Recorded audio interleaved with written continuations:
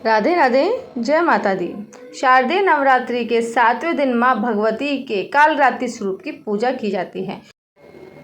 हिंदू मान्यता के अनुसार मां कालरात्रि काल के समान भयानक और घने अंधकार के समान रंग लिए हुए हैं। मां कालरात्रि का स्वरूप काफी डरावना है।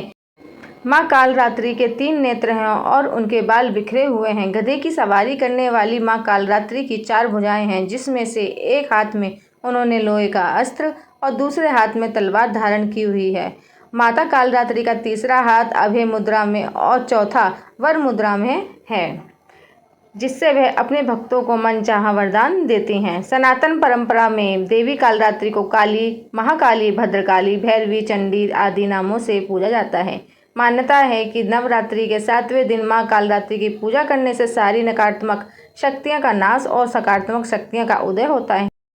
नवरात्रि के 7वें दिन देवी का साधक मां कालरात्रि की विधि विधान से पूजा करने के बाद उनकी श्रद्धापूर्वक धूप दीप आदि से आरती करता है तो देवी शीघ्र ही प्रसन्न होकर उसे मनचाहा आशीर्वाद देती है।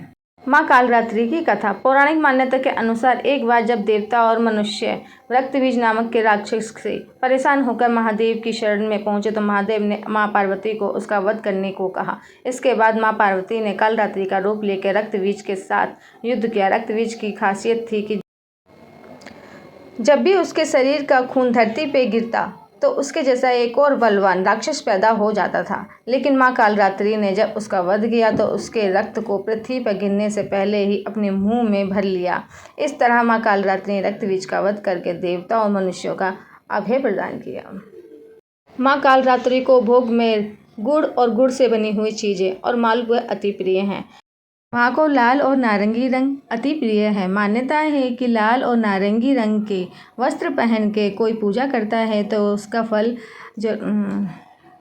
मां को नारंगी और लाल रंग अति प्रिय है।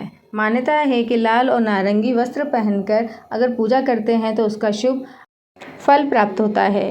मां को रात रानी का फूल और गुड़हल का फूल बहुत ही पसंद है। आज की वीडियो यहीं पे समाप्त करते हैं। फिर मिलेंगे नई वीडियो में नई जानकारी के साथ। राधे राधे।